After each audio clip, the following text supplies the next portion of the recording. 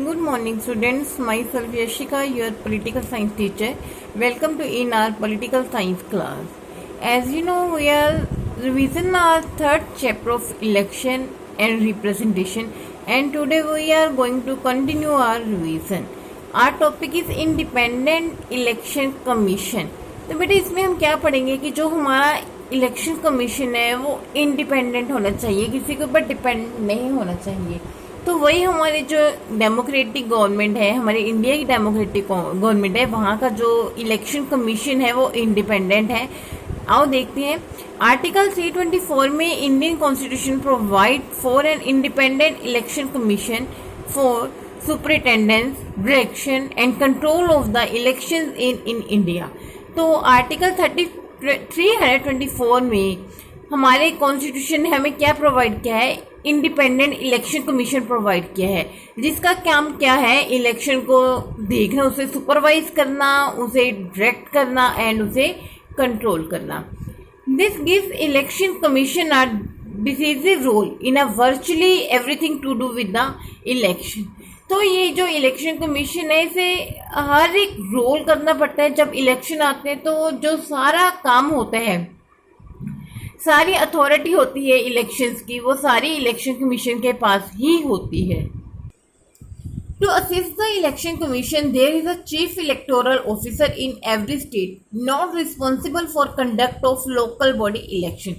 तो election commission के लिए एक चीफ इलेक्टोरल ऑफिसर भी होता है हर स्टेट में। उसकी रिस्पॉन्सिबिलिटी क्या होती है? वहाँ के लोकल बॉडी जो इलेक्शन है उसको ही देखना नहीं होता, मतलब ये इलेक्शन कमीशन के अंडर होता है। Till 1989 it was single member. Just before 1989 just elections, general election, 2 election commissioner were appointed making it multi member. 1903 2 election commissioner appointed. पहले क्या था? 1989 तक तो सिंगल मेंबर ही था, जिसे हम कहते हैं इलेक्शन कमिश्नर था। बट 1993 में इसे थोड़ा सा चेंज कर दिया, मल्टी मेंबर बना दिया था, मतलब इसके 2 मेंबर्स बना दिए गए थे, एक तो इलेक्शन कमिश्नर, एक चीफ इलेक्शन कमिश्नर। तो नेक्स्ट है चीफ इलेक्शन कमिश्नर क्या होता है? ये आपको फुल शॉर्ट फॉर्म में आ सकता है, define full form of CEC। तो जो CEC preside over the election commissioner, तो जो CEC है ये इलेक्शन कमीशन के अंडर काम करता है, but doesn't have more power than other election commissioner. But इसके पास इलेक्शन कमिश्नर के ज़्यादा पावर नहीं होती। और इसे अपॉइंट कौन करता है? प्रेसिडेंट ऑफ इंडिया अपॉइंट करते हैं with the advice of council of minister की सलाह से।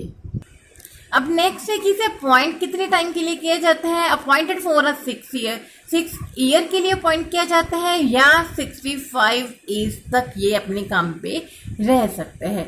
मतलब अगर इसके 6 साल 65 ईयर से पहले पूरे हो गए तो वेल एंड गुड है। अदरवाइज अगर इसके 6 साल अभी पेंडिंग है बट ये पहले 65 ईयर्स का हो गया तो इसे अपनी जॉब को छोड़ना पड़ेगा। CEC can be removed before expiry of the term. जो चीफ इलेक्शन कमिश्नर है उसे हम अपने टर्म से पहले भी, मतलब उसके टाइम पीरियड से पहले भी रिमूव कर सकते हैं by the president if both houses of parliament make such recommendation with the special majority. अगर प्रेसिडेंट और चाहे तो, अगर प्रेसिडेंट के पास पार्लियामेंट के दोनों हाउसेज की एक मेजोरिटी होगी इसे रिमूव करने के लिए, तो वो उससे पहले भी रिमूव कर सकते हैं। नेक्स्ट है फंक्शंस ऑफ इलेक्शन कमिश्नर। तो इसके फंक्शन क्या है? सबसे पहले तो हमने पहले ही देख लिया था कि सुपरवाइज करता है वोटर्स को, determine timing of election, prepare the election, उसके टाइमिंग को देखते हैं, सारे इलेक्शन का जो प्रोसेस है उसे फाइनल करता है। हाँ जी, और ये has the power to take decision to ensure a free and fair poll. Free and fair जो इलेक्शन है वो कंडक्ट करवाता है। Accords recognition of political parties and allot symbols to each one of them. जितने भी parties हैं उनको allot करता है और साथ ही साथ उनको सिंबल देता है। जैसे कांग्रेस का सिंबल पंचा है, अकाली का सिंबल तकड़ी है, ऐसे उनको सिंबल्स अलॉट करता है। Next topic is electoral reform. तो क्या है electoral reform? Our system of election should be change from FPTP to some variant of the PS system.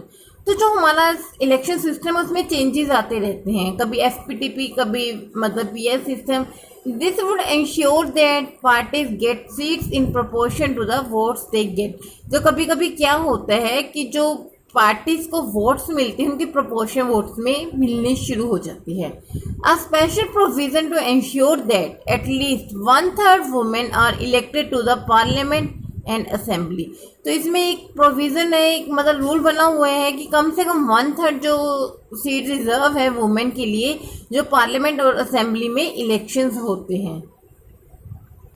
So next point is there should be stricter provision to control the role of money in election provision.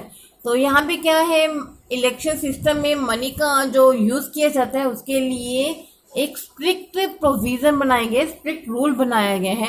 अगर थोड़ा बहुत जो election के ऊपर जो खर्चा होता भी है वो सारा गवर्नमेंट की ओर से दिया जाता है. Candidate with any criminal case should be barred from a contesting election.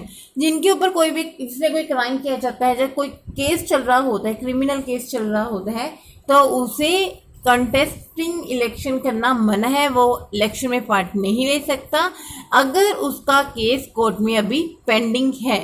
हाँ जी. Next point is there should be a complete ban on use of caste and religion appeals. तो हमारे जो इलेक्टोरल रिफॉर्म है वहाँ पे हम कास्ट या रिलीजियस लेवल पे वोट्स नहीं मांग सकते, मतलब इलेक्शन नहीं करवा सकते. There should be a law to regulate functioning of the political parties. इसमें लॉ एंड रूल बने हुए हैं, रूल एंड रेगुलेशन बने हुए हैं ताकि जो हमारे इलेक्शंस हैं ट्रांसपेरेंट वे में हो, उसमें कोई भी पार्शलिटी ना हो, डेमोक्रेटिक मैनर में हो. फ्री एंड फेयर इलेक्शन होते हैं, सबके लिए जरूरी है, कैंडिडेट के लिए, पार्टीज के लिए एंड एवरीवन के लिए who is involve in the election. जो इलेक्शन में इन्वॉल्व है तो मतलब उनको डेमोक्रेटिक वे में ही ये सारा प्रोसेस करना पड़ता है. I hope you all are understand this concept. If you have any doubt please discuss me in a live class. Thank you and have a nice day.